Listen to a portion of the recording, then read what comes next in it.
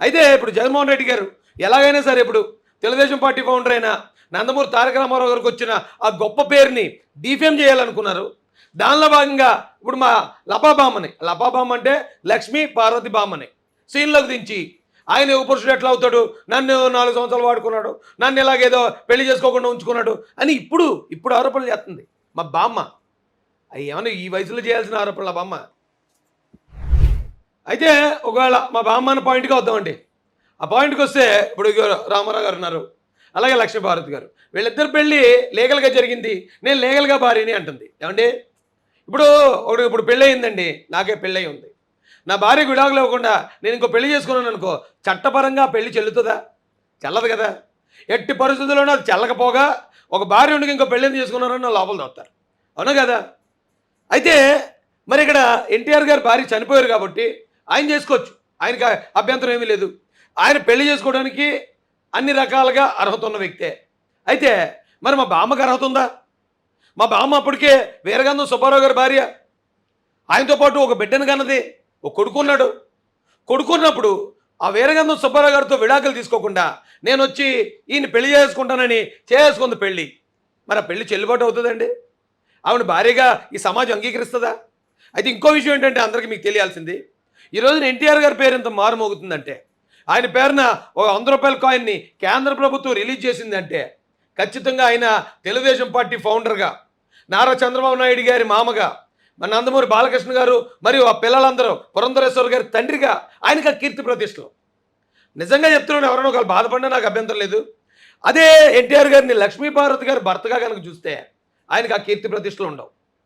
ఎందుకు ఉండవు అంటే, లక్ష్మీపార్వతి అనే ఒక వ్యక్తి, ఒక లేడీ భర్తని కొడుకుని వదిలేసి వచ్చి ఈయన పెళ్లి చేసుకుంటుంది అంటే ఆవిడని పెళ్లి చేసుకోవడం అనేది ఖచ్చితంగా సమాజం దాన్ని హర్షించదు. కానీ ఆంధ్రప్రదేశ్ ప్రజలందరూ కూడా అక్కడ జరిగింది ఏంటో అర్థం చేసుకోగలిగారు. ఇప్పుడు ఇంకోటి కూడా అన్నది బామ్మ, నేను లేకపోతే చచ్చిపోతాను అన్నాడు, ఏడు నువ్వు అంటే చాలా ఇష్టం అన్నాడు అంటుంది. బామ్మ, ఎన్టీఆర్ గారు ఏమన్నా మీ ఇంటి ముందు నుంచి సైకిల్ తొక్కుంటూ నీకు సైట్ కొట్టారా? లేకపోతే ఆయన ఏమైనా మీ ఇంటి పక్కిల్లా నిన్ను చూసి ముచ్చటపడ్డారా? ఆయన నీ దగ్గరకు వచ్చాడా? లేకపోతే నువ్వు బుక్ రాస్తానని ఆయన దగ్గరికి వెళ్ళావా? ఆయన భార్య ఉండగా ఆయన నిన్ను పెళ్లి చేసుకున్నాడా? లేకపోతే భర్త ఉండగా కొడుకు ఉండగా వాళ్ళను వదిలేసి గాలికి నువ్వు ఆయన్ని చేసుకున్నావా? ఒక రంగం చెప్పాలంటే ఎన్టీఆర్ గారు అమాయకుడు. ఆయన్ని బామ్మ మ్యాల్ప్లేట్ చేసింది. మ్యాల్ప్లేట్ చేసి ఆ భర్తని కొడుకుని కూడా వదిలి ఈవిని పెళ్లి చేసుకునే విధంగా చేసింది కాబట్టే, అంత టాలెంట్ ఉంది కాబట్టే ఆ రోజున ఎమ్మెల్యేలు అందరూ వ్యతిరేకించి లక్ష్మీపార్వతి గారు ఉంటే మేము ఆ పార్టీలో సత్యం ఉండమని చెప్పి వాళ్ళందరూ బయటకు వచ్చి చంద్రబాబు నాయుడు గారిని నాయకుడిగా ఎన్నుకున్నారు. ఆ మాట నేను చెప్పడం కాదు లక్ష్మీపార్వతి బామ్మ, మీ వైసీపీ నాయకుడే చెప్పాడు, మీ వైసీపీ అనుకూలమైన వ్యక్తే చెప్పాడు. అతను కూడా సిరాకు వచ్చింది జగన్మోహన్ రెడ్డి గారి మీద, నీ మీద. తప్పు చేసింది లక్ష్మీపార్వతి అయితే ఆ లక్ష్మీపార్వతిని తీసుకొచ్చి జగన్మోహన్ రెడ్డి ఏమో పదవిస్తాడు, తప్పు చెయ్యని చంద్రబాబు నాయుడు గారి మీద వెన్నుపోటుని ముద్రేస్తారేటని వైసీపీ వ్యక్తే కోపం వచ్చి ఎలా సిరాకపడుతున్నాడు చూడండి. ఇప్పుడు కాశ్మీర ప్రసాద్ ఇప్పుడు వైసీపీని వెనకేసుకొచ్చి జగన్ గారిని తెగ నాకెత్తా ఉన్నాడు కింద నుంచి పైదాకా. అలాంటి కాశ్మీర ప్రసాద్కి కూడా చంద్రబాబు నాయుడు గారిని వెన్నుపోటుదారు అంటే సిరాకు వచ్చింది. వాళ్ళు తప్పు చేసింది లక్ష్మీపార్వతి అయితే చంద్రబాబు నాయుడు గారు ఏం చేశారు? చంద్రబాబు నాయుడు గారు ఆ రోజున కాపాడకపోతే ఈ పార్టీ ఏది అని నేను కదండి, వైసీపీ వాళ్ళే తిడుతున్నారు. అయినా మా జగన్మోహన్ రెడ్డి గారికి వినబడవు, జగన్మోహన్ రెడ్డి గారి బుద్ధి మార్చుకోరు. ఇలాంటి వాళ్ళని ఉపయోగించుకుని పార్టీని ఏదో మళ్ళీ గెలిపించేసుకుందామని ఇలాంటి వ్యక్తులా మీ పార్టీని గెలిపించేది? ఒక పోసాని కృష్ణమురళి, ఒక రామ్ గోపాల్ వర్మ, ఒక కొడాలి నాని, ఒక లక్ష్మీపార్వతి, వీళ్ళ మీ పార్టీకి బ్రాండ్ అంబాసిడర్లు, వీళ్ళ అధికార ప్రతినిధులు, క్యారెక్టర్ లేని వాళ్ళు. నేను ఈ విషయంలో చంద్రబాబు నాయుడు గారు కట్టప్ప అనుకోవచ్చా? ఎవరు కట్టప్ప? మరి ఎన్టీఆర్ గారిని కూడా వినిపోటు పొడిచారు. దాన్ని ఎలా తీసుకోకూడదు అంటారు? వెన్నుపోటు కదా. ఇప్పుడు చాలాసార్లు చెప్తాను అంటే నేను తెలుగుదేశం అమాయకుల్లో నేను నోట్లో నాలుగు లేని కాదు, నాకు నాలుగు కాబట్టి ఎలా చెప్తాను నేను. చెప్పండి. పార్టీ ఈ మహానేత మహా సౌభాగ్యుని ఎవరు? మన లక్ష్మీపార్వతి అదన్న కట్టబోతారు. లక్ష్మీపార్వతి గారు మిమ్మల్ని ఎంతమంది అన్నాడు చూడండి. మీ పార్టీ కూడా, మీ పార్టీ మీ వైసీపీ ఎర్నలిస్టు మహామేత ఇంకోటి ఏదో కానీ అన్నాడు, బూతుమాట కూడా అన్నాడు మిమ్మల్ని. మా బామ్మ కాబట్టి నేను అనలేకపోతున్నాను.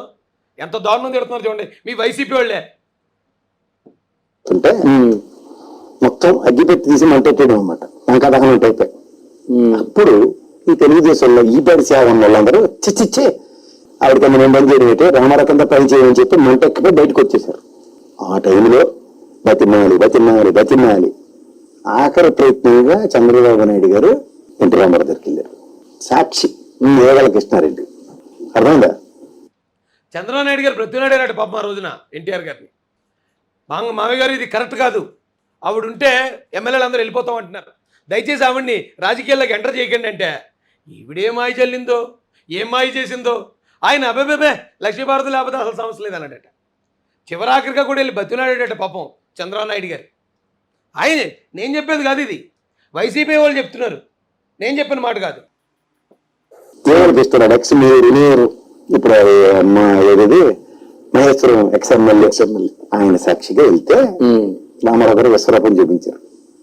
కుదరదని అప్పుడు కుదరదన్నాడట. అప్పుడు మరి మా బామ్మ పెర్ఫార్మెన్స్ ఆ రేంజ్లో ఉండి ఉంటుంది.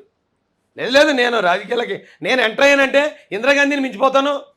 ఇంకా చాలా మాటలు ఉన్నాయి, లోతైన మాటలు. అంటే ఇప్పుడు వాళ్ళ వయసుకు తగ్గట్టు మనం మాట్లాడాలి కాబట్టి ఆ మ్యాటర్లో పోవట్లేదు నేను.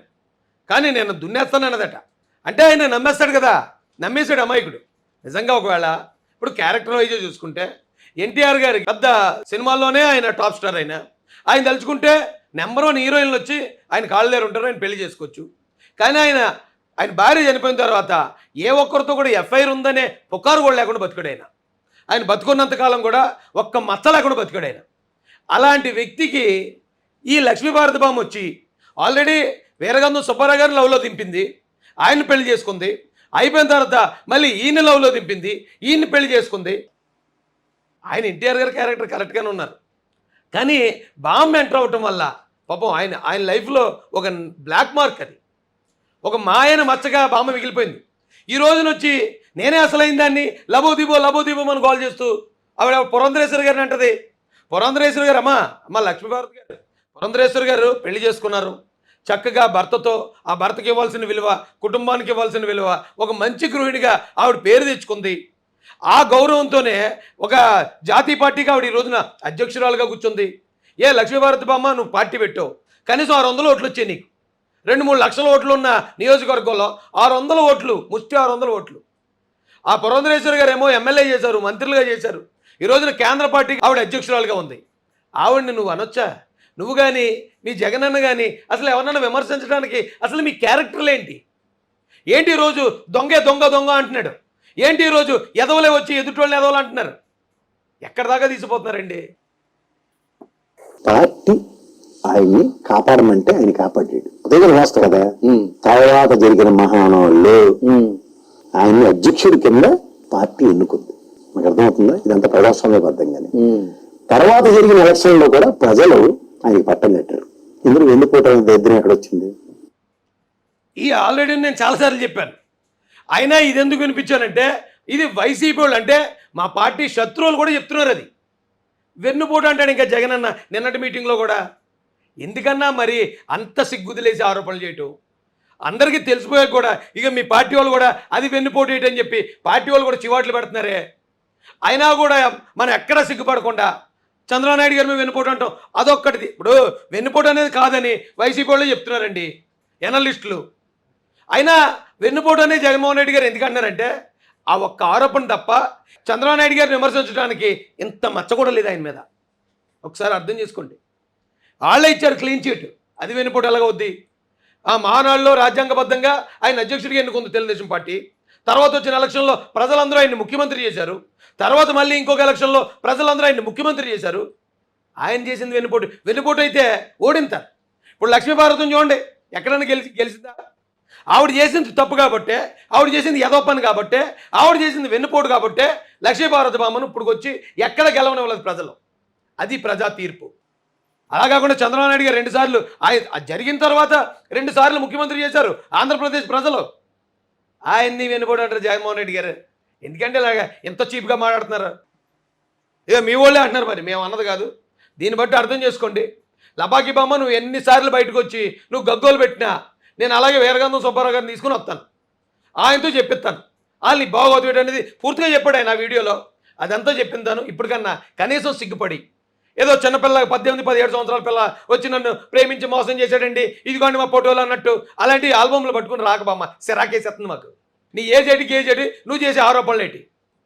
ఆయన నన్ను పెళ్లి చేసుకోమని నన్ను బతులాడి వచ్చేసిందండి అని ఏమో ప్రజలందరూ అంటున్నారు. పైన దిగొచ్చేసింది దేవకన్యనట, ఈయన ప్రేమించమని అన్నాడంట అని అందరూ అంటుంటే మా బామ్మ నిన్ను మాటలు అంటారని నాకు బాధ ఇదా? చాలామంది అన్నారా పెళ్ళైన వాడిని 70 సంవత్సరాల్లోని డబ్బు కోసం చేసుకుంది కానీ ఊరికే చేసుకుందా అంటారు కొంతమంది. అలాగే చెప్తున్నాను నేను సమాధానం. ఏమంటే కొంతమంది ఆడవాళ్ళకి తెల్లగా ఉన్న మగవాళ్ళు అంటే నచ్చుతారు, కొంతమందికి హైట్ ఉన్న వాళ్ళు నచ్చుతారు, కొంతమందికి రఫ్గా ఉంటే నచ్చుతారు, కొంతమందికి మీసాలు తీసి స్మూత్గా ఉంటే నచ్చుతారు, కొంతమందికి పొడవు నచ్చుతాడు, కొంతమందికి పొట్టు నచ్చుతాడు. అలాగే మా బామ్మకి ఆల్రెడీ పెళ్ళయ్యి ఎక్స్పీరియన్స్డ్గా ఉండి ముసలోడు అయిపోయి ఉన్న వ్యక్తులు నచ్చుతారు. ఆవిడ టేస్ట్ అది ఆవిడ ఇష్టం అండి, ఆవిడ టేస్ట్ అది. ఆ దాన్ని కూడా వ్యతిరేకించేస్తారు మీరు. తప్పండి. ఎవరు టేస్ట్ వాళ్ళకు ఉంటుంది. ఆ టేస్ట్ ప్రకారం ఆవిడ వెళ్ళింది, చక్కగా చేసుకుంది పెళ్ళిళ్ళు.